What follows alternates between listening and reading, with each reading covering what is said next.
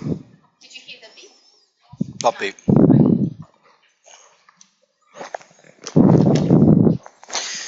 Does everyone have a copy of this particular slide? I've only got one more left. Sorry, I'll just... Oh, I can get some more copies. Yeah, sorry. Did you want to just share?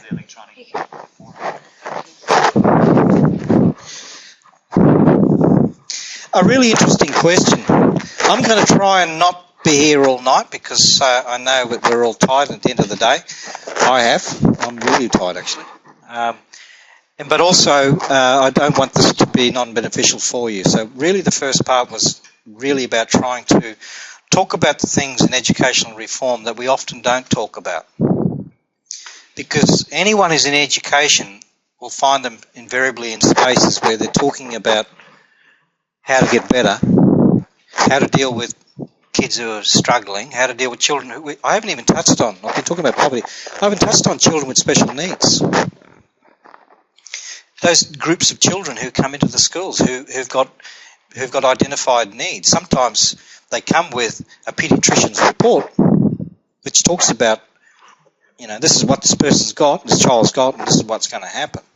And this kid's on Ritalin. We're going to give them some speed. Speed it up and make it fall down again so they come calm. One of my most complex areas that I had to deal with as a principal was in the area of special education, because in my last school we had something like 25% of the student population, which was over 100 kids, were on the special education needs spectrum or profile, if you like. Most of them didn't get past levels 2 or even up to 3. There were some around 4. And those group of kids who were around 4 were about 20 of them. And each one of those kids presented unique and ongoing challenges in the school. Around medication, we had parents who didn't want, they wanted the school to give the medication, and we had to have all the charts up in the board inside the front office. We had parents who didn't, but they weren't actually administering the medication on a regular basis that the paediatrician had said they should.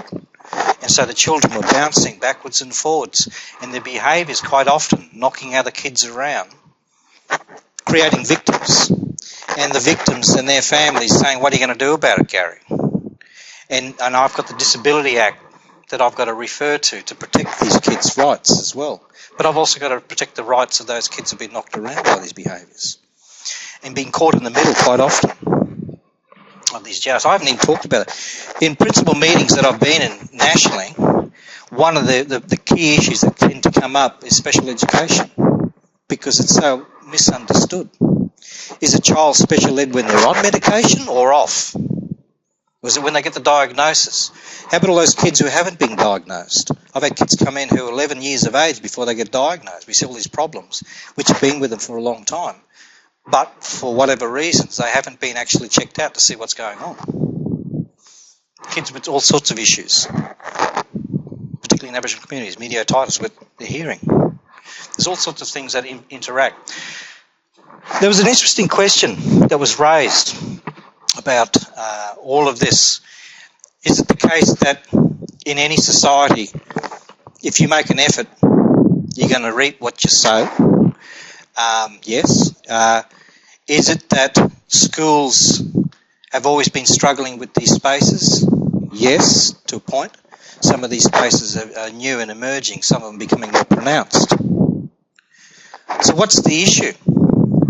Well, the issue here in Australia is how we actually balance the education system as a targeted model for economic growth, and how it links into the economy and how we sustain ourselves. In Australia, one of the debates, for example, that's happening is improving or increasing the age of retirement from 65 to 67. You're hearing those conversations. Now, they've been around for a while, but they're surfacing again. That idea of keeping people in the workforce longer to pay their way. So what is it saying about the new generation of workers coming through? Is there enough? Are they adequately trained and skilled?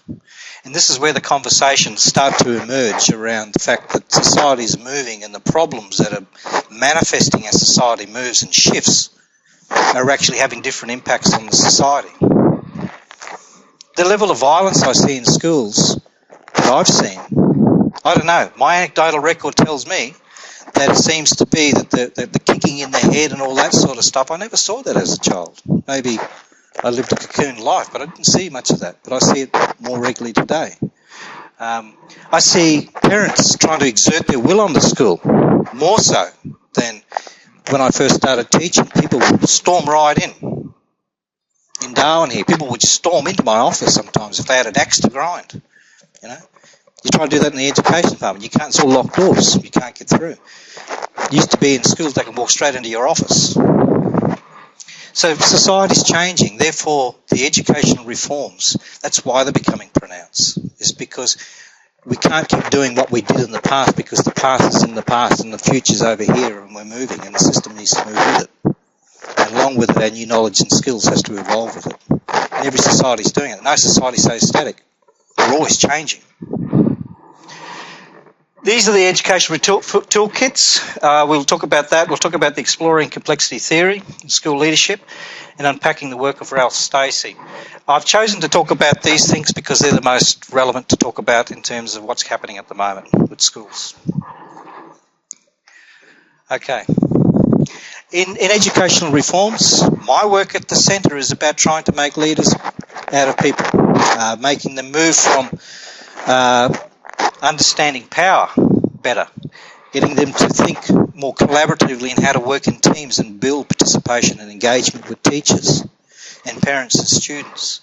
So the diversity of skills is also widening, but it's deepening. And in the area of specialisation in educational leadership, right across our country, there's all these changes, the entire changes in the early childhood spectrum, in the early childhood area.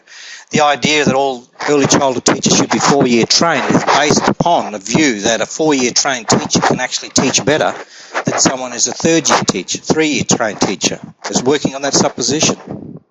The same thing is happening in educational leadership. Increasingly, it's becoming the case that principals can have either of two, or preferably 2 types of qualifications on top of their degree. One is a Master of Educational Leadership and Administration, is what I have. And if it's good that you've got a business background like I have, which is good, even better if you've got an MBA, because you're dealing with the business stuff. You're dealing with that organisational properties. Expanding, widening, but deepening people's knowledge is based upon a view that specialisation will work. So in Australia,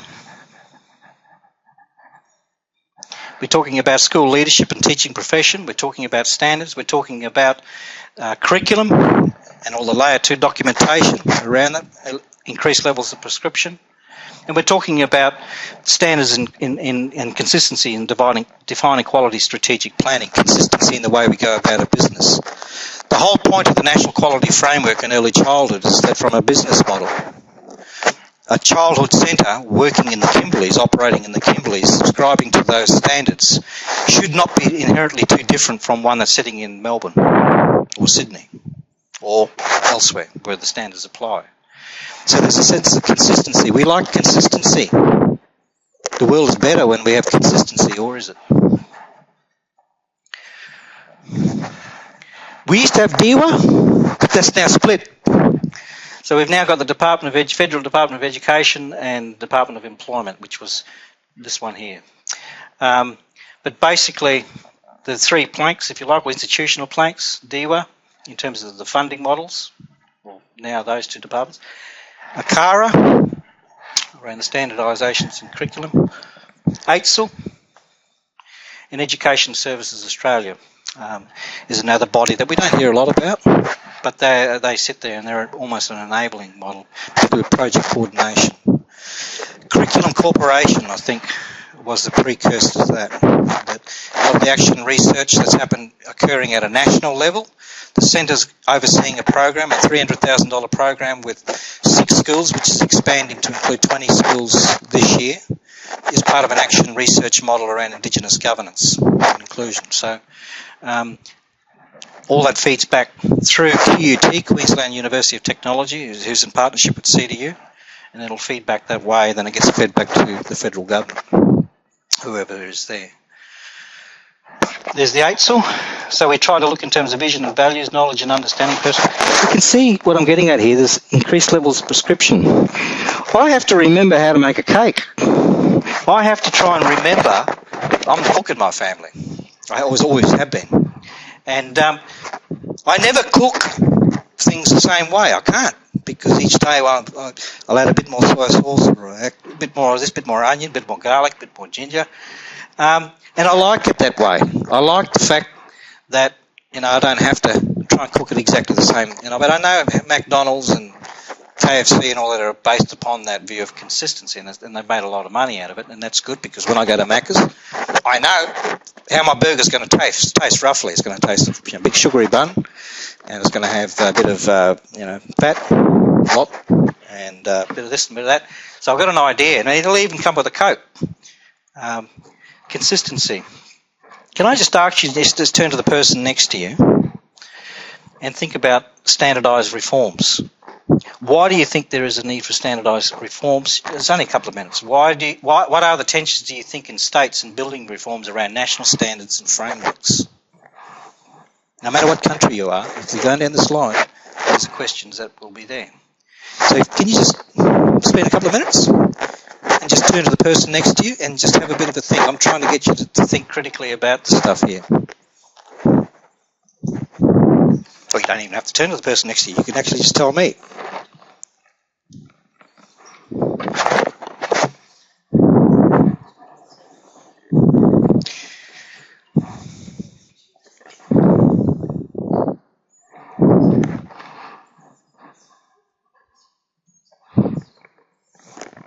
Okay. Any ideas?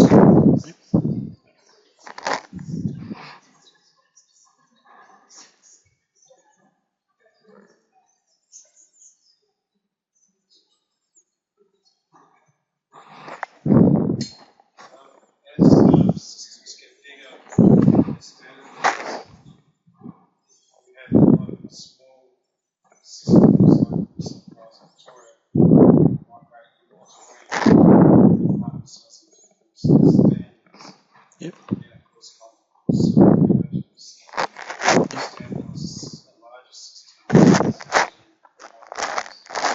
Did everyone hear that?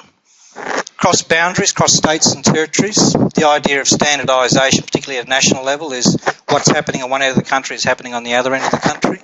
If you're a teacher in the Northern Territory, you should be able to go and teach in Victoria or New South Wales or wherever without too much problem. I mean, I know there's maybe a problem getting a job, but the standards ought to be the same in terms of what's expected of you, but also how you see yourself as a professional. Because the thing about all this stuff is it sits in our head. Schools, everything about it is actually in your head. It's a shared consciousness and a shared understanding or a shared view of what a school should look like. And at the moment that sharedness starts to stop or dissipate or wane, that construct of what constitutes a school becomes fragmented. It sits inside our head, and we bring it to life by continually talking about it and referencing it. We have physical spaces that define and help verify it. This is what a school looks like, this is what it smells like. One of the first things you do when you go into a school is you can smell it. I do. You can smell the tuck box, the little lunch boxes. You can smell the gardens. You can smell the air conditioning. There's something about schools. No matter when you can smell the crayons, or you can smell all those textbooks when you go in. So straight away your senses tell you. You're feeling the culture of the place. So it's standardisation, absolutely, is one of those ways of building consistency. Anyone else got an idea about?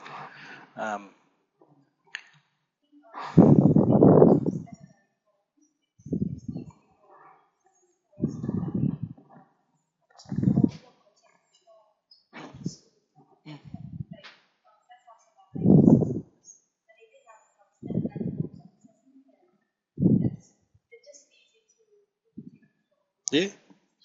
That idea of control of your universe and have a sense of prediction about your day and have a sense of control over what you're actually doing.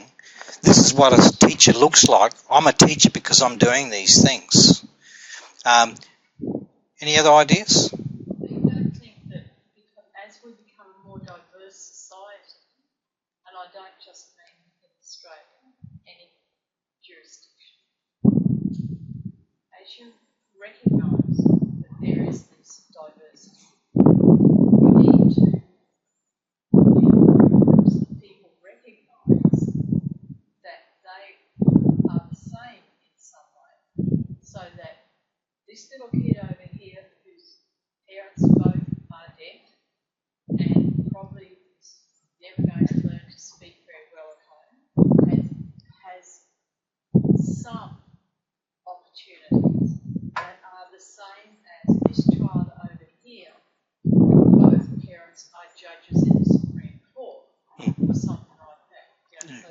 this child whose heritage might be from Vietnam gets some opportunities, not all, some, that are the same as the child who's from Canada. Yep. And so that you have some standards that can apply to everyone, and yet at the same time, the diversity of the community will allow each person, each family, each cultural group to still express themselves and enrich the lives of the child. Beautiful. But there's a common something. Yeah. Absolutely. Standards help us to know where the benchmark is. Not down here, and for all kids. So being a profession means this is the benchmark, reach it. This is what a teacher looks like. I don't care if you're at Bush. Don't pretend that you can teach these kids. You might have different issues and community issues to deal with, but your sense of professionalism should not change. Now, I might be a little bit old-fashioned, but I always used to get a bit anxious when I saw teachers coming in, and they never try to wear thongs coming into school. But I saw it at Bush, and there was a sense of, no one's going to be seeing me. I can just level this down. I can go down to their level. And that's a really important point about having a set of standards. From a legal framework, it's really, really important. We live in a society that is highly litigious and is getting even more litigious. Something happens, I'll see you in court. Principals cop this, teachers cop it. The child protection legislation, I've had parents come in wanting to attack teachers, and I've had to get the police involved. Having a standard shouldn't be any different where you are. It's about that level playing. But the other thing that's important to understand is that teachers working in social spaces, you got all this experience, the tacit knowledge. So when you look at a child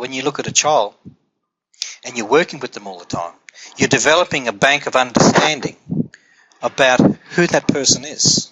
So it's a very close proximity. Who is that person? Who are their families? What are the issues in those families? Because the more I understand about this child, the more I'm better equipped to actually provide a quality service of education. I will moderate my pedagogical practice to accommodate. There's a funny play between standards and standardisation.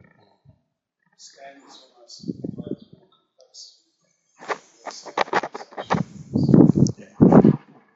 There's this term called reductionism, which I'll talk a bit in a moment, but that comes into it. When we talk about standards, what does it mean for a system to be preoccupied with dotting the I's and crossing the T's? What does it actually do to the school? What's the melee that comes out of that?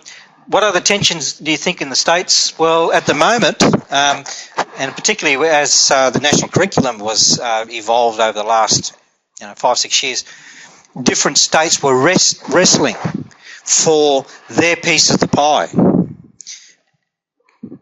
So there's issues in terms of that because it's lined up, what they're doing is actually lined up to their resourcing models, their HR models and all of that. And so when you go through those changes, you create those tensions in states. And if you ever watch the TV, hopefully not too much, you get traumatised, you will see invariably with COAG and the Council of Australian Governments, when ministers come together, particularly to talk about education, they're all fighting over money. They're all fighting over a piece of the pie to get more for their state. But essentially the idea of standards is about lifting the bar, creating the consistency, but not forgetting the fact that tacit knowledge and localised knowledge is really important as well. We don't have to do this. Oh, yep. One of the issues that's increasing, or has been around in Australia for a long, long time, is the relationship between central bureaucracies or instruments of government. There's very command and control entities delivering government policy, and schools, service enablers and service providers. It's always been a difficult marriage. Quite often it ends in divorce. We had in 2008, prior to 2008, we had a good decade of really strong conduits between schools through their principals and the bureaucracy, so principals could actually inform policy before it hit the ground. 2008, that was severed. 2008, after that, there was a period where there was no conduit at all, and stuff was just coming down. Schools were just reacting rather than responding to policies as they came in. And the school communities reeling with that. Sometimes it works for us, sometimes it mostly doesn't, I don't think, when the schools are not engaged in that process. In central bureaucracies, though, the leadership modelling, or the so-called leadership modelling, is inherently different in many regards to schools, and that is that they're delivering policy, they're delivering services, they're delivering funds. They might have some offshoots like student services and that help in the centre for school leadership that assist in the work. But essentially the guts of the work is actually the schools. And the schools trying to translate what's happening to them and seeking assistance when they need it is always a problematic issue.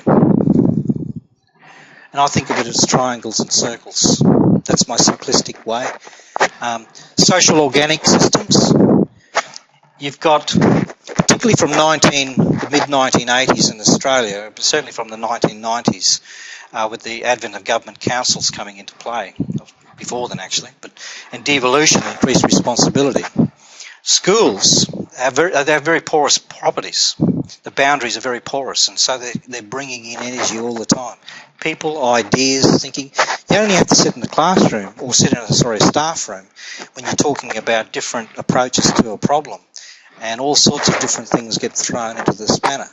And then the next week there's another issue we've got to deal with. All this energy is flowing through the schools, creates high levels of complexity. And bureaucracies command and control top down. Principals can't operate like that. They struggle. What are the similarities and differences in the organisational structures between NT schools and service providers? I wrote that before it changed. Everything's changing. Our Department of Education, Department of Education and Training, Department of Education and Children's Services, now it's Department of Education. We've gone through about 4 or 5 name changes in the last 3 years. Serious.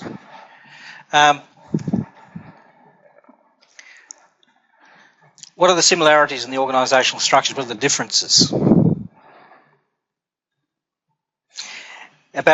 In relation to accountabilities, what do you think the issues are there? It's not a trick question, it's just trying to get people to think that way. Responsibility versus accountability.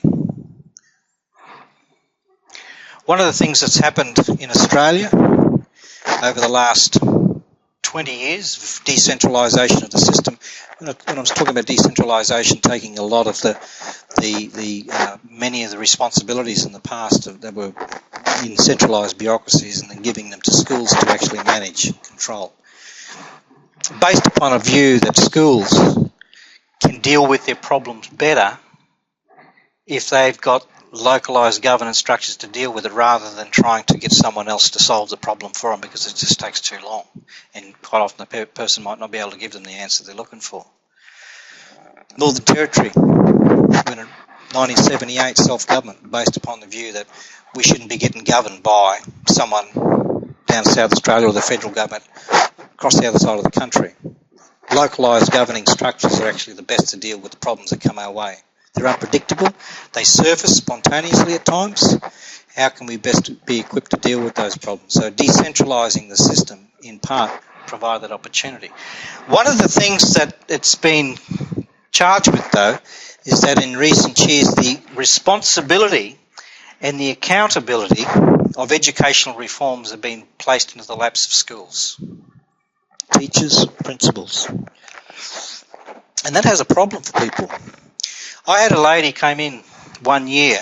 She was ducks of every year of her class when she did her 4 years of training to be a teacher. And she came out to the school in Palmerston, and she was only there And I selected, and I actually spoke to another principal who had her as a relief teacher, but he didn't have a position available for her, and it was in a year 3 class, I think it was. And she was really, really bright, and she was really gifted. You know, you walk into the classroom and it was just magnificent. You could see the literacy just absolutely saturating the environment. You could see the kids in self-managing and self-directing modes of learning. You could see the risk-taking behaviours. You could see the enjoyment of learning. And she turned around and said to me, "Gary, I need some PD." I said, "What?" "Yeah, I need PD. I don't think I'm a very good teacher." I was gobsmacked. And she wanted it in literacy. And in fact, I'd considered her one of the most powerful literacy teachers I've ever seen. She had actually pathologised herself and saw herself as underperforming. And this is some of the net effect of accountability, particularly if you're in a struggling schooling environment. No one likes to be in a losing team. No one likes to be in a situation where every day you've got to drag your feet or everything's a slog. Because in hard environments, it is a bit of a slog. We don't have to do this one. Can anyone tell me, we've been talking about getting up to leadership. What is leadership? What is leadership?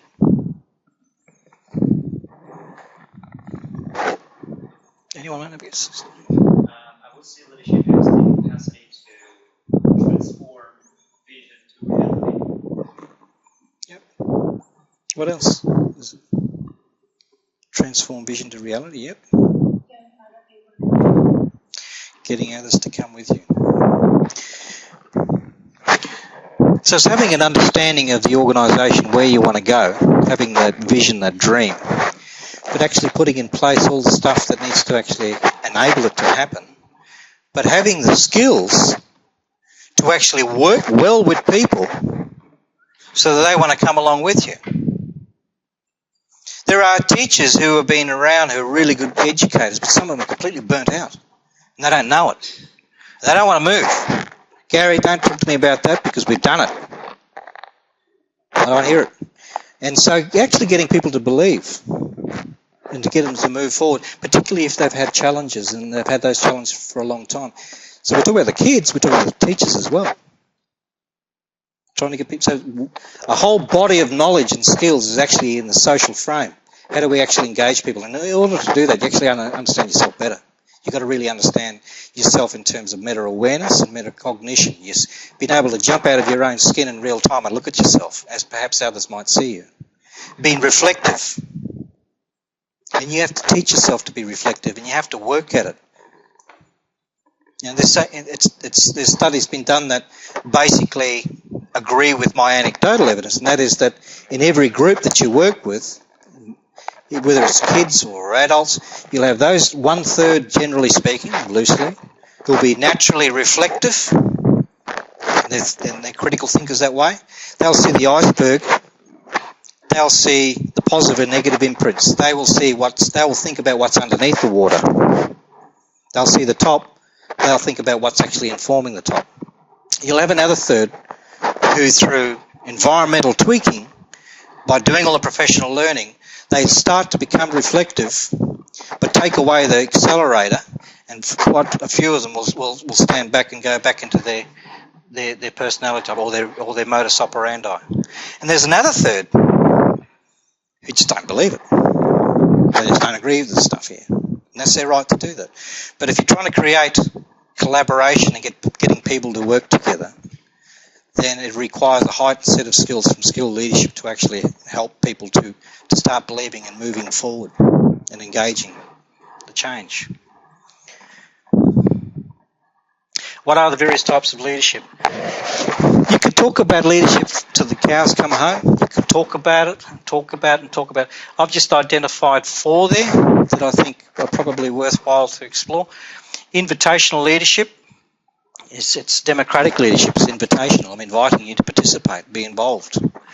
I've had teachers, principals who have said, "No, it's my way or the highway, Gary." Yeah, but I want to say, no.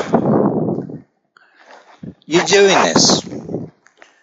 Now, sometimes that works, because sometimes there isn't the room for compromise. Sometimes some things need to be said and done, and there is space for that. But generally speaking, my experience has been that people tend to work better together if they like each other. It's pretty hard to hate someone and dislike them and be unwilling to work with them if you actually like them. And they give you the opportunity, and they give you respect. As we get into this, there's a shift in power in leadership. Instructional leadership is another term we start to use quite a lot. This is about the specialisation of curriculum assessment and reporting. We hear school leaders having to be really good at instructional leadership. So as a principal, I needed to know curriculum back and front. I needed to know pedagogical backwards and front. I could go into the early childhood years, into the primaries, understand the pedagogical practices and how they move through the years. I needed to do that in order to identify where the problems were, because if I didn't, I wouldn't have a clue what was going on. I needed to know about curriculum, but also the layer 2 documents. I needed to know what type of other instruments I could use. HR modelling, in terms of assisting children to get the best deal possible. People aren't going to believe you in a school if you stand up and talk about curriculum and you don't know what you're talking about, because you can't rely on to people whose job it is to work with curriculum. There is no integrity there. There is no belief. If leaders can't do that, you've got all these people who are educators, been working with kids. If the person who's running the school or in senior levels of leadership don't have a specialised understanding of the technical domains of the system that they're in, we see problems emerging. Transactional leadership, the transactions, the daily transactions of schools, that's the business stuff. You can't do anything unless you've got the money to pay the bills. You know, if you want, I saved up about 30 grand one year. I kept salting it away and just, had the finance lady put it aside because we wanted to buy a new bus because our old coaster was starting to age and I wanted to get a new bus. Because every time the kids wanted to go on an excursion, the rules had changed. They needed a bus with seat belts and they needed this and that, and I needed a person who could drive, and we tried to get them trained up to drive the bus. If we used some of the bus companies, they'd rip us off because it's a capitalist economy. Everyone's wanting your money. So the kids and the families invariably, particularly if you're talking about kids who are suffering and don't have a lot of money, the school starts to supplement this, and we start to use money that we didn't want to use to help kids to actually get access to services and opportunities. So transactional leadership are those daily transactions to keep the business ticking over so it doesn't collapse. A big problem happened in 2010. The electricity costs were spiralling. And schools, our electricity costs was something like $100,000 a year. That's what we were paying, just in electricity costs. Most of those electricity costs were associated with the major air conditioning units. And so we had to make sure we changed all the timers. So the schools, because you can only, you have to have a certain temperature range for kids to be in the school. Otherwise, if it veers out of that, then there's problems, particularly if it gets too hot. And it's like if the water goes off. And you get to a point where you change all the timers, but you still haven't changed the costs, and all the energy costs are going up. But they give you money from the government, which is 2/3 of what you need to pay your bills. Then they say, "Oh, we'll take it from your cleaning bill, Gary." But your workers, the CPI's gone up, and they need to be paid appropriately for their services, and you're losing money. So it becomes a really challenge in terms of transactional leadership. Transformational leadership is the stuff of vision, moving your school forward. This is framed in the social properties of schools. Actually having clarity of where you're going. It means your data, you have to have baseline data, know where you're going from to measure the distance you've actually travelled. Both quantitative and qualitative. I didn't have it in red. I don't know why. Charismatic leadership is probably across all of these, but there was a principal that I worked with many years ago. I was a senior teacher, and very, very charismatic, and I've worked with a number of them over the years. Charisma. come to work and they're happy and they make you feel really good. And you feel like coming to work because they come up and they shake your hand and they, how you going, Gary? How you going? Great to see you. How's your day? How's home? Take an active interest in your life, in the kids, being out there with the lollipop lady in the morning, greeting all the families, engaging people starts with the leaders, because the culture of the school is actually a manifestation of the leader. If the leader is real sour grapes and shut the door during the day when the teachers, they go to a locked, shut door. Oh, Gary's in a meeting again. Oh, when can I see him? I'm pushing people away. I'm pushing the kids away when in fact I should be doing the reverse. It's a charismatic leadership.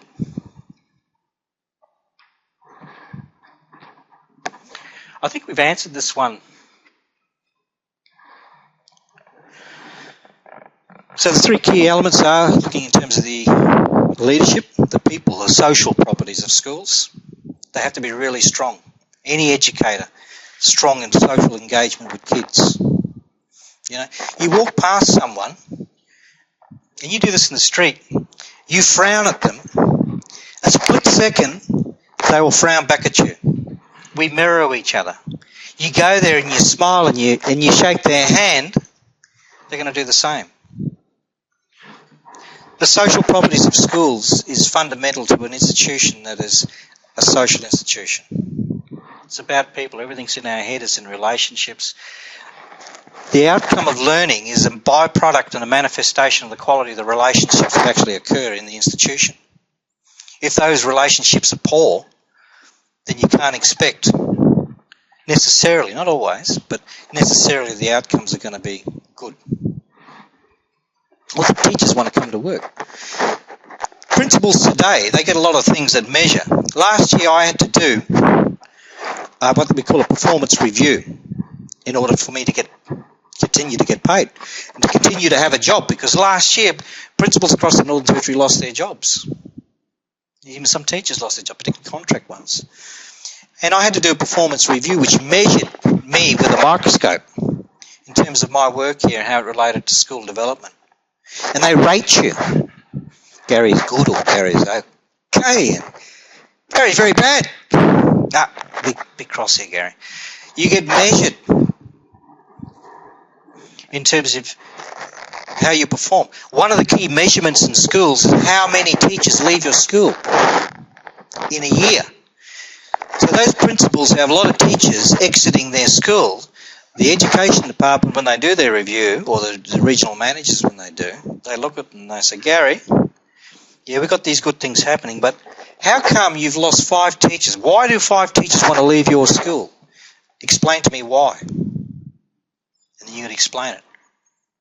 And you need to be good at what you're saying, because if you're wrong and if there's other things, and they look for other sources of data. Well, your behaviour management hasn't been too crash hot. The kids are getting in trouble. That's where all these standards, that's one of the outputs of this.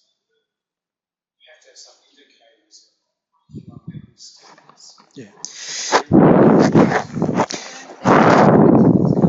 Classroom teachers go on forever? I think some teachers hang around and some teachers go, and I think the same as for principals. One of the reasons for that, and as someone who's been in the box seat, it's a hard gig. It really is. And this is the point that I'm making about social and human capital, is because in schools, where that's not factored, you tend to burn out quicker. There are other things, of course, that are playing out. I mean, nothing sits in a vacuum, any of this stuff. Everything's variables playing in and out. When I was in this area years ago, we went through something like 11 district directors in about 8 months. And we were getting sick and tired of the fact that it was like revolving doors. And, one minute you're talking to this person, and you ring them, following week, oh no, she's gone now. She's in Alice Springs. What? Who's there now? Oh yeah, we've got someone up from down south. He hasn't met you yet, but he's coming out. The continuity This is part of this is some of the issues with the autonomous schools model, bringing it in, trying to create the conditions for schools to deal with all those fluctuations. But you're right. Principals burn out. Last year, before term 1, there was about 20 school principals here. And out of the 20, I knew 18 of them. They were my colleagues, and there was a couple of newies. And they were doing a professional training program. And it was about a week before the term 1 commenced in the Northern Territory. And there's something really, really struck me, because this is at the end of what should have been stand down. And the stand down's a really good, interesting period, because for principals, especially contract principals, it's a time to get the other work done. It's about preparing your school for the following year, but there's no one around. It's just you. And sometimes the people in the admin office, they come in. Sometimes you'll see 1 or 2 teachers coming in, but mostly schools during the stand down are fairly quiet places, and it's fantastic. You can get your reports written. You can sit there, because in a school it's very hard for a principal to get the work done in the office, particularly if it's in a school where you got lots of resources, you got a lot of gung-ho teachers, and you got a lot of kids who are coming from backgrounds where they're really well looked after, etc. It can be a lot less challenging for you. You can get that stuff done. But if you go into a challenging environment where you got low SES, a lot of kids struggling, it comes into your front door. It comes into your face. And it used to come into my face from about 6 a.m. in the morning. I'd get teachers ringing up, I can't come in today. Well, haven't you spoken to the AP? Yeah, she's not answering. Okay. So I'm still waking up. It just goes on, and it goes on. These principals that I saw looked tired. They looked dishevelled. They looked wrecked. And they hadn't even started the school year. And it put me in a situation, because I walked up and I said, "Hey, how you going?" And they said, "Oh, you're looking fresh and happy, Gary." And I went to say the same thing to them, because you like to return compliments, but I couldn't. I said, "Oh, yes. Yeah, how you going, folks? Yeah, it's good. You have the uni, yeah." They look tired. Our system is that the people who have taken years, some of these people have got close to 40 years experience of education, and they've risen through the ranks to be the best that they can be, and getting tired and burnt well before their retirement for a lot of them. It's happening to teachers, but we see it with principals, because it's all congregating at their feet. The expectations of community, the expectations of schools, siloed into 1 or 2 people or a small group, and it puts a tremendous amount of pressure on those people. They've got to be all things almost to all people, which is really, really hard. The other thing is the business side we've talked about, the business, legal, administration, and of course the management stuff, the technical specialisation around curriculum. So schools, they're deepening and they're broadening. There it is. We just talked about this. Leadership, management and administration. Okay, they're getting to the last few slides now. We're talking about power in relationships. For me, children used to test me all the time, especially those little, and they're usually boys. Over the years, the kids that I dealt with, and I've dealt with thousands of cases, like any school principal over a long time, you deal with a lot of cases, boys. And most of those cases have been just the trivial stuff in a play. But at times, the more overt and the more aggressive, the more violent acts, generally by boys, always almost by boys. And you get this little boy that comes in, and he hates the world and he feels the world hates him. And he'll sit down. That's when you're tested. That's when you're tested in the area of power. And as a principal, as a teacher, you've got a title, you've got positional power, but then you've got an opportunity around relationship to work with the child.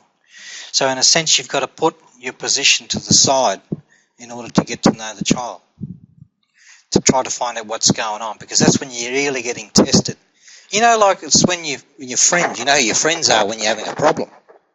You know, the ones who are there when you're having a good time and then they desert you when something happens. Those relationships with kids I found were really, really took a lot of my time. But in the end, what happens is it turns around and you see a shift in terms of the way they engage with you. What's happening in that shift is the power relationship in the shift between the child and the adult. I took the view that as a leader, power, I had positional power or I had power through relationships. I found power through respect was a much stronger approach to use with kids and adults, teachers, with families. They didn't want me standing behind a position, or any teacher standing behind a position and using the authority of state or the authority to control and disempower others just so that I could assert my own way of doing and being. I took the view that anyone are essentially, you can't necessarily control a person, you can influence them. My daughters, I can't control them. I won't attempt to, they'll slap me around anyway, but they love me because I love them and I treat them really well, my daughters. So they know what love looks like. They have a great degree of respect and I have a great degree of respect for them. They're doing their stuff down south, but they come back and they engage with us every night. They're self-empowered. I don't try and control anyone. My wife especially. She'll slap me around too. But with kids, you can't control them. And I found as a principal when a little kid come in and swearing and full of all bad manners or antisocial behaviours, to actually try to get past all of that with them. Getting closer means there's less distance for people to attack you with. If you stand a long way away, you know, if I call you black, I'm forced to call you white. So it becomes a dichotomized relationship. So positional hierarchical power is either enhanced or weakened in its social applications. We've talked about that. Constant change and adaptation, uncertainty and unpredictability. Every single day you don't know what's going to go on. You got an idea, but stuff comes out all the time.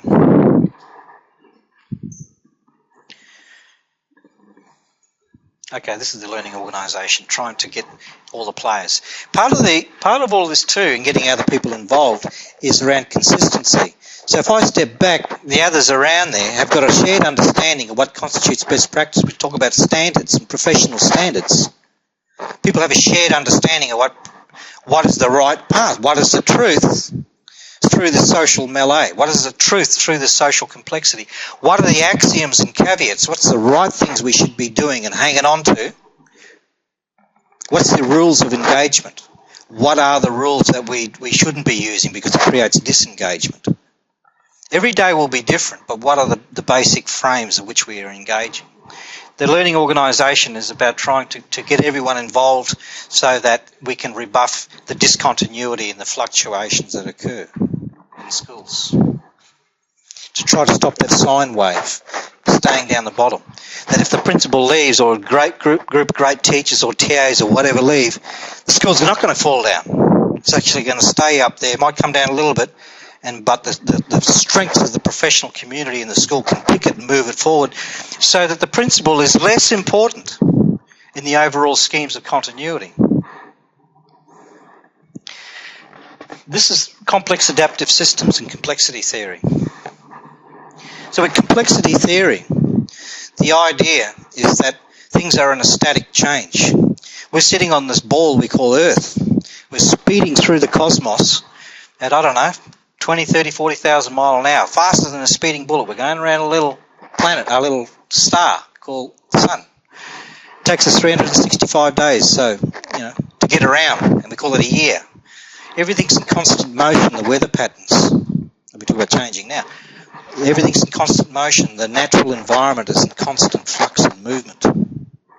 You take one animal out of an ecosystem, it has an effect in different ways. Everything's changed. Complexity theory is about recognising that people are like that. And that if we try to seek and dominate and control each other, you get this internal resistance occurring.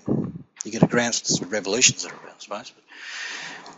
In this particular model, this to me is probably one of the most sophisticated models I've ever seen, and it allowed me to orchestrate a lot of changes, and I'll show you the outcome right at the end. But what happened was, as I moved through different layers of complexity to complex problems are ones where people are far from agreement and far from certainty, which is a lot of the problems, because we're trying to work out what the truth is. What's the best way forward for our school? Some of the staff think this, some of the staff think that. How can we come together to actually create a space where we're all engaging, we're challenging each other in respectful ways, so that we're trying to find the truth for our school for this moment in time to move forward, to get past this problem. Problems in sociology, problems in human relationships, problems in behaviour tend to sit out here. As a principal, when I managed, or so-called managed, I worked alongside of and with teachers and parents. I'd always recognise that they were sitting, well, not always, but later on when I became aware of this model, I started to understand that that's where they were actually sitting. And I actually started to feel quite comfortable with that, because up until then, I felt challenged if people had different opinions. I felt challenged when I couldn't find a solution to a problem. I felt challenged about that. I felt challenged sometimes when I couldn't get my view across. And I felt challenged by the fact that people had diverse opinions and stuff. My thoughts used to be control and command. This is the way our school's going. I never used the word my way or the highway, and I certainly didn't resort to those types of extremes and tactics in a sense, but I did struggle with understanding power. I did struggle in understanding uncertainty and unpredictability. I saw unpredictability as a problem. I thought that I had to have predictability, and I thought I had to have control of the school and control of the situation. It took me a lot of head banging over the years, working with kids and with families and with other teachers and other principals, to start to understand that perhaps I had the wrong idea. Perhaps the best way that I could work with people is not to tell them, but to influence them and demonstrate through my actions. If I wanted to show kids how to be respectful in the school, I had to demonstrate that. They would watch me. I had to do that with everyone. I had to show forgiveness. I had to show the 9 Australian values. I had to be the culture of the school in a sense for others to believe that what I was saying, what was coming out of my mouth and how I was behaving was intellectually congruent. It was honest.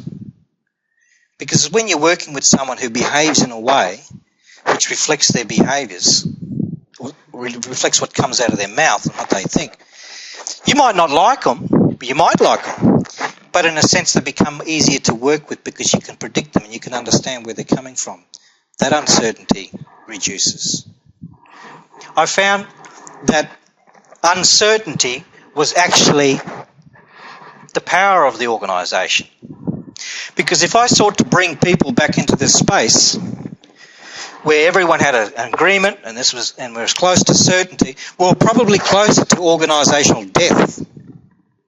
Because the world around the school is evolving. Sometimes it doesn't seem to be, but things are subtly changing over time. The players in the school are changing.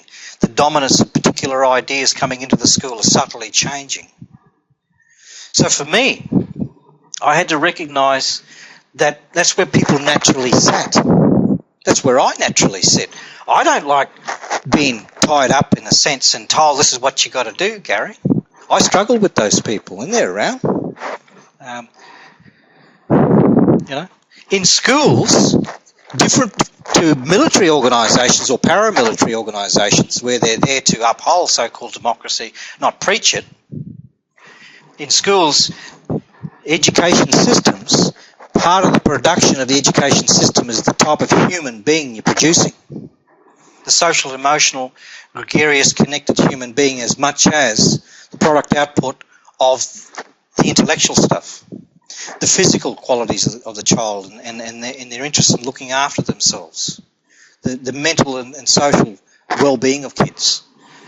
So in order to address that in schools as organic systems, I felt once I started to understand that, I became at peace with myself. And I didn't try to I never got scared of the fact that uncertainty was there.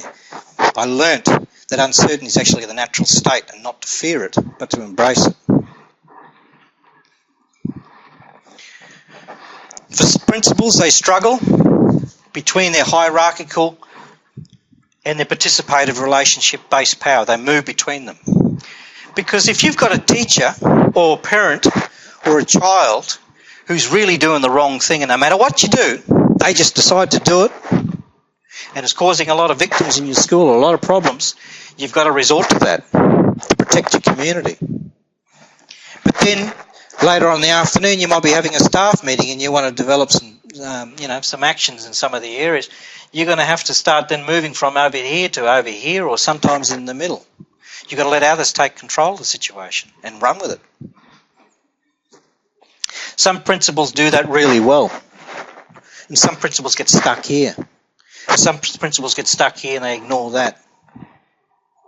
So not only do they have those three domains or three key elements they have to deal with, leadership, management, and the technical specialisation, but they also deal with power.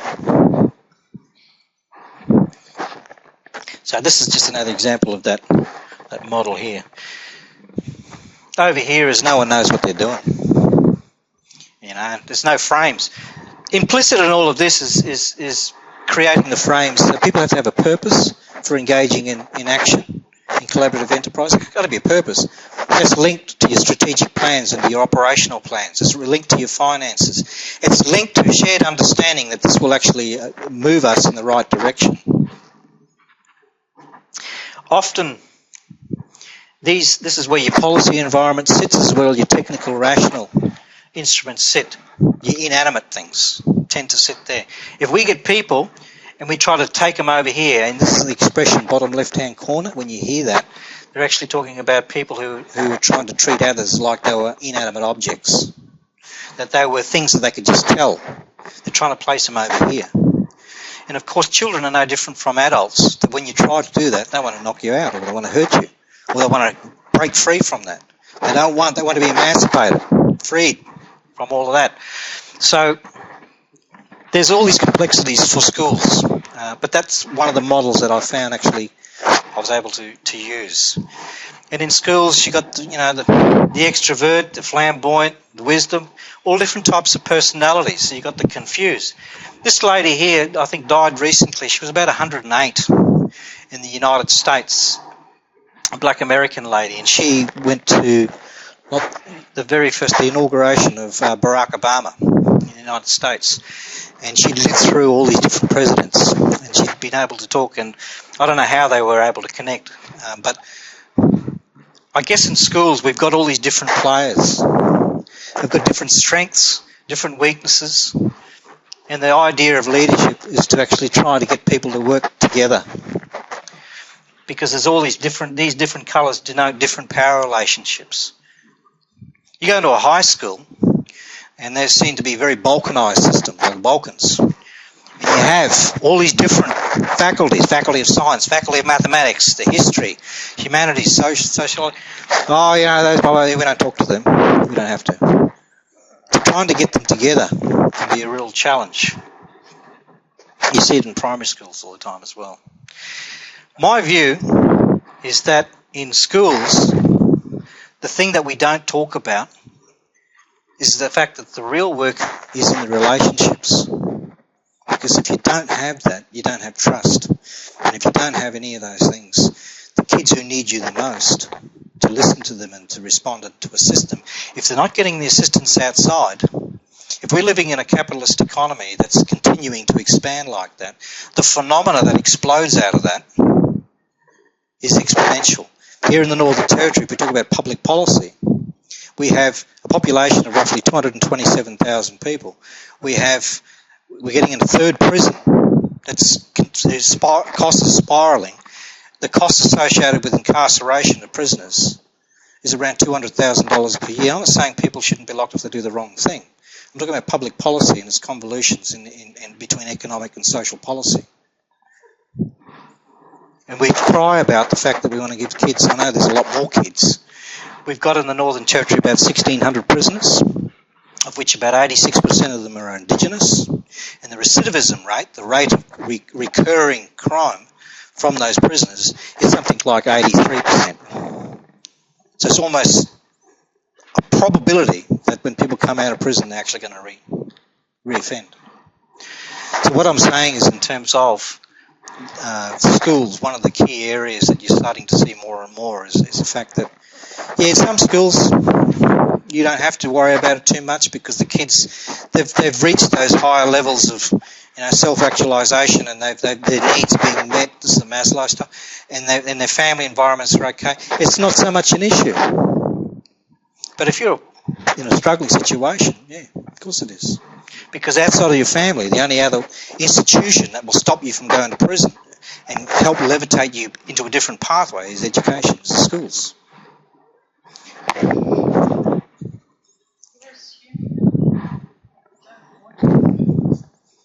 Yes, that's It's not no. no. There are many people in the Northern Territory who prefer life in prison. And the recidivism is an indicator of that attitude. And I've had people tell me, oh, miss, it's just so lovely there. That's right. But is that a good argument for people? It's an indicator of poverty. Rich people don't want to go to jail because they lose. Poor people go to jail because they could possibly win. Yeah. If I've got nothing to lose, then I've got nothing to lose. And, you see around the world, you see conflict where people, even kids, have got to a point where they think, I've got nothing to lose. I don't care if I lose my life. They are indicators of other things happening. And I guess what I'm trying to say is that within schools, you've got all these different layers, but central to all of it, like the little diagram I showed right at the very beginning, is people. 2,500 schools in 1993, 94, were involved in this program called the Boys in Education Lighthouse Schools program. And I was assistant principal over at Woggaman Primary, which is a stone's throw from here, for about 4 years. And I went with the schooling community and led an action learning framework for 2 years. We collected a lot of data around all these different things we were trying to do, and it was based around the disengagement of boys from the education system. And it wasn't that girls were doing better than boys, it was that boys weren't doing as well as they used to, in a sense. And one of the troubling things that came out of the statistics at the time was that after year 9, the difference between socio-economic frames played less and less of an impact or variable in terms of boys getting into antisocial behaviour. In other words, boys coming from more affluent families were getting in trouble. Having money can mean not necessarily utopian life, it can mean you can get into trouble a lot quicker. I'll go down the road and buy some drugs or whatever, I'll do whatever I like to get myself into trouble. So that's why it came down. So in those 2,500 schools, we crunched up all the work and we sent it to the Education Service, the old Curriculum Corporation, and they crunched it up and they extrapolated from that the key things that schools needed to do to work.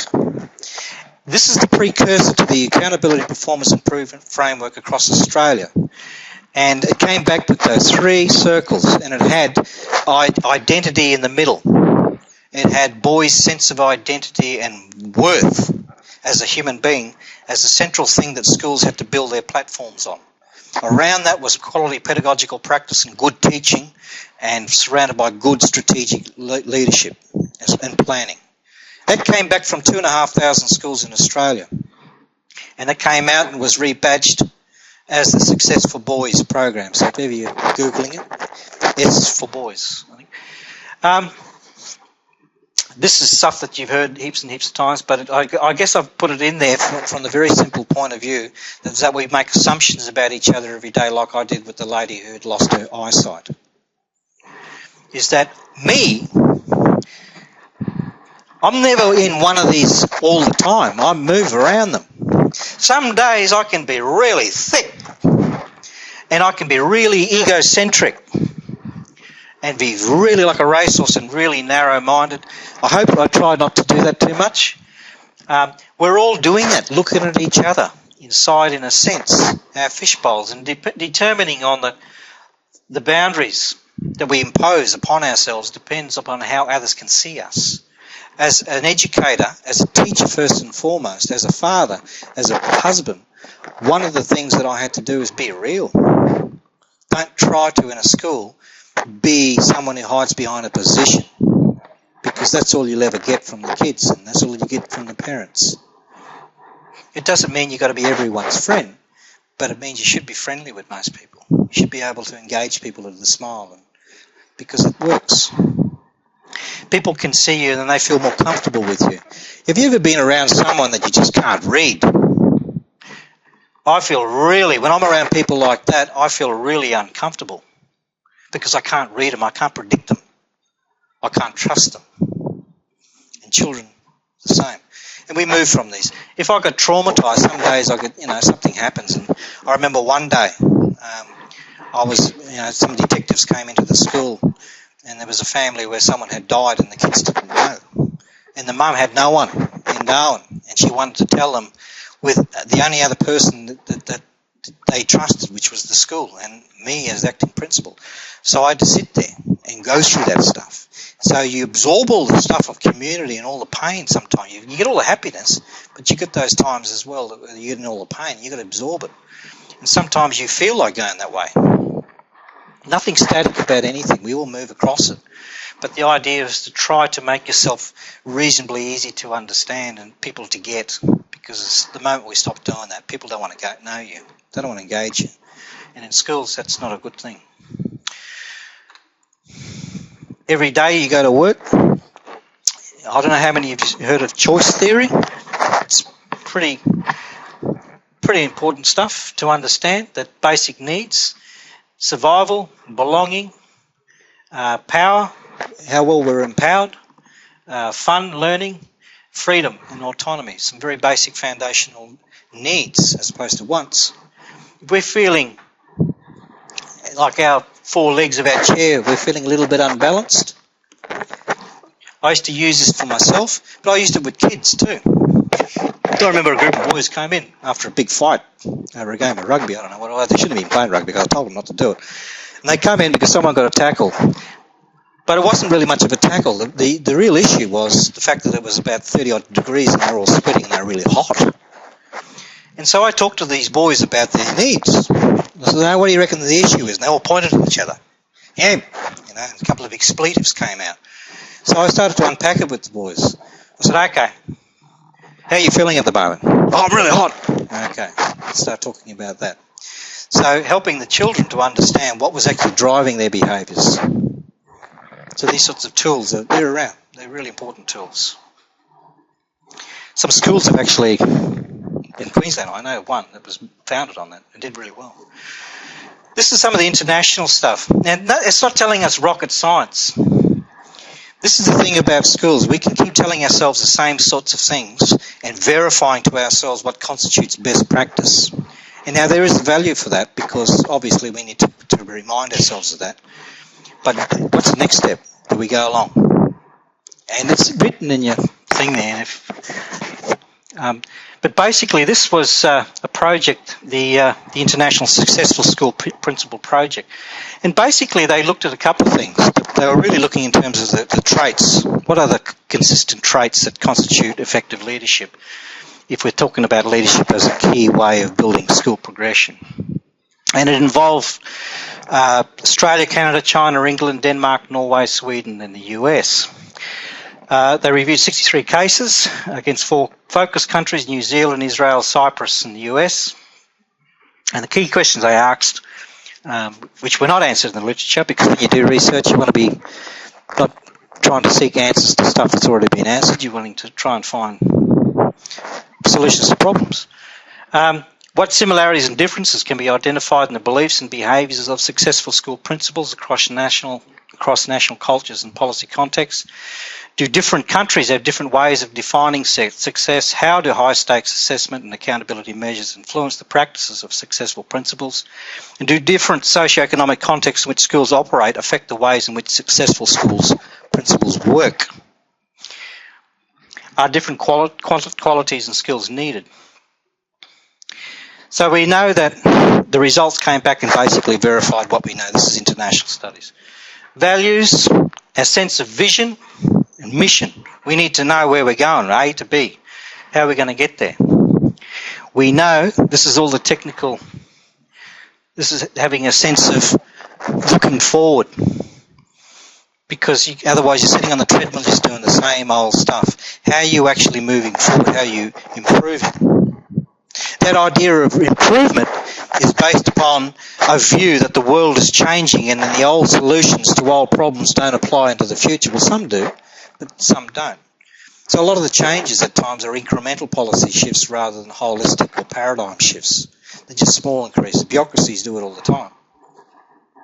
Personal qualities and characteristics. What is it about those people? We know that they were passionate. They were optimistic, enthusiastic, persistent, never gave up, determined. They were visionaries. They were inspirational, high work ethic, self-confidence, skills of good communication, collaboration, and interpersonal process and assertiveness. In a social institution, yeah, that works. If you're going to engage people. They looked in terms of trying to build the learning organisation and the capacities for the school to move forward. They developed structures that promoted shared leadership and collaborative decision making. So part of the learning organisation is to actually in addressing discontinuity and the movement of teachers and the movement of families and the movement of ideas, etc., was best addressed through the collective genius, having more people having a shared understanding of what constituted best practice. The standards are central to that. Link between leadership and student outcomes, where findings reveal there was an indirect link through influencing the work of teachers and affecting school and classroom conditions. So because leaders don't work directly with kids, but it's all the other stuff that they do to create the conditions of change. Okay. I just want to show you one more thing, and this is the last two slides, and I don't want to talk too much because I know everyone's tired, but I think it's probably worth... I don't know if this is the one. I won't go through any of this, but some of the old changes. This was for a different slide that I did. Oh yeah, there's some of the themes flowing through schools. It's all that stuff. This is some pictures I throw through it again. I did have a little one I could click, but I used to go around and show the flux, but it didn't do it. This little cloud is supposed to swirl to show that everything's in constant movement. Some things are the same, but some...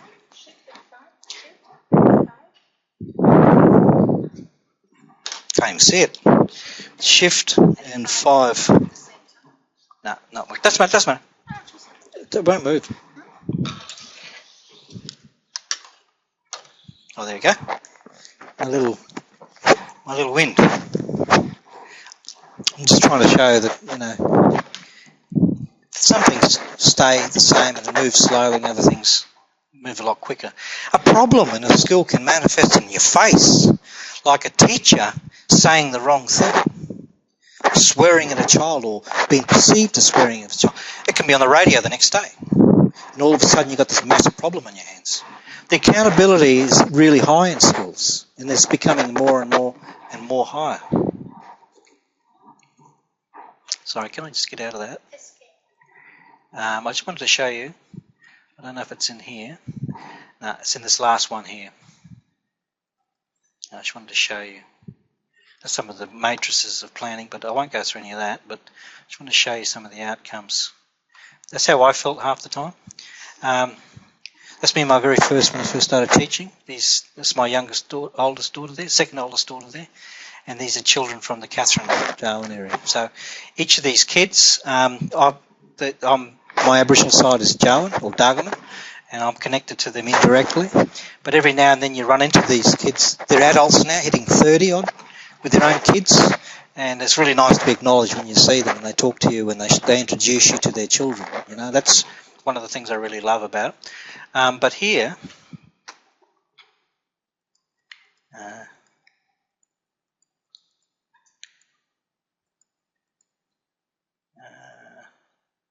the last one.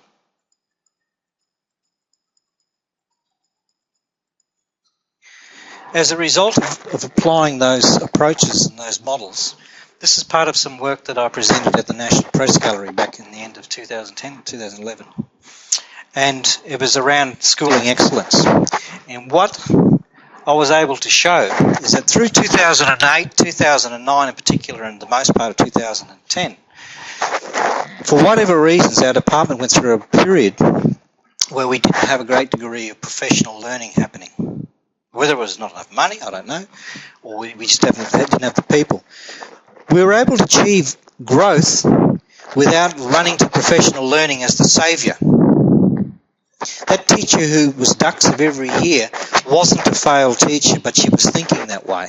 We think in deficit frames and we pathologise ourselves. And sometimes we problematise the issues and we think it's about us in terms of our capacity to change people's lives. But it's actually, a lot of the time, it's also those external frames which people are involved in. If a teacher is practising democracy and shared decision-making in the class, in order for that to happen, for the kids to believe it actually has to be happening in the school. Otherwise it's dishonest. The kids they'll see that that teacher is really good at it, but they'll know that if it's not happening outside of the school, it's not legitimised. Same in everything you do.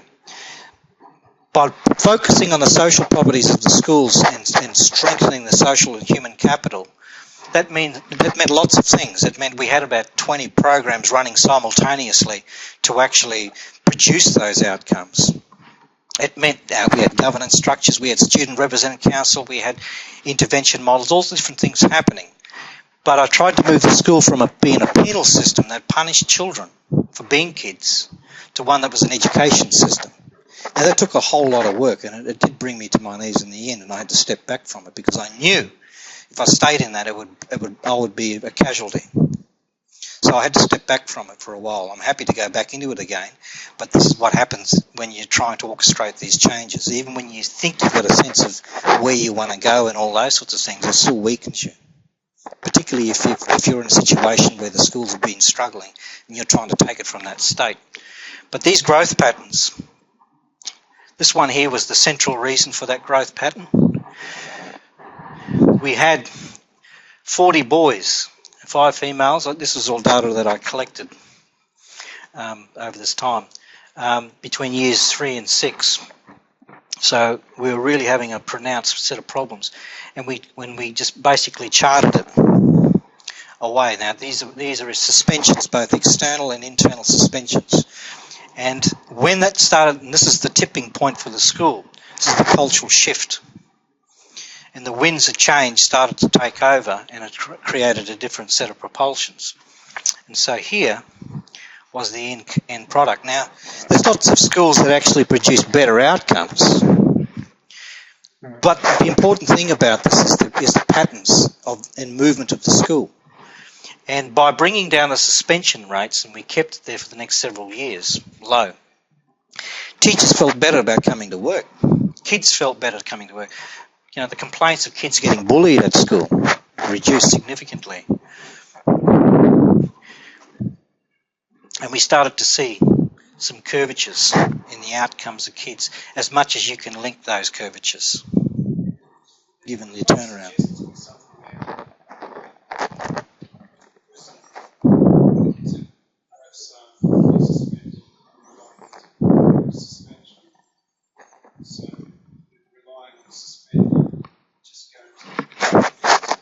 Yeah, you get recidivism with kids. The kids will keep suspending.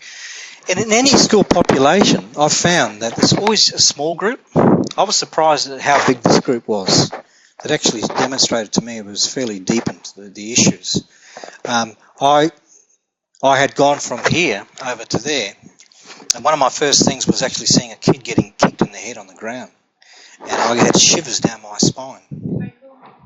by a group of boys. And it was a bit like Lord of the Flies. It was just bizarre. It was like they were acting out behaviours that they'd seen either on TV or elsewhere. And it really, really shocked me just to see that level of aggression. I'm talking about 11 and 12-year-old kids. So I have personally been involved in a process that actually I've been able to talk with some sense of authority around the importance of human and social capital. It's an area I don't think we pay enough understanding and service to, but it is the enabler, it's the glue, if you like, that pulls it all together. And that's why today I'll try and wrap it up, because I just wanted to show you that and this is real data, okay, over a 3-year period in a school with an ICSIA of 723, I think it was, 90% low SES, all these different issues in the school. But we're able to show generalised growth. And I think it's the trajectory that we look at rather than looking at some little piece of it. What's actually happening in your organisation? What are the interactions of the social properties and the technical properties in your school? The convergence of scientific organisational theories and postmodernist doctrine, the complex adaptive matrix by Ralph Stacey and others, and I like to say others because no one person comes up with it magically by themselves. There's always other people involved, even though they get attributed with it. Helps to rationalise and articulate those interactions and help the school to move forward.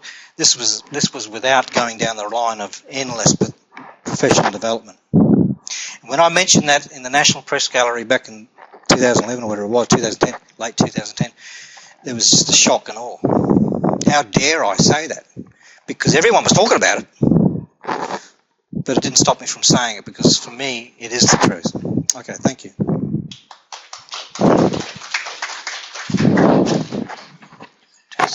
So one of the things you were saying is that the school is not in isolation, and a child's behaviour is not in isolation. You were trying to, one of the things right at the end, what you were saying is you were targeting not suspension, but the culture of the school, which was more about values of human capital. That's right. Thanks, folks.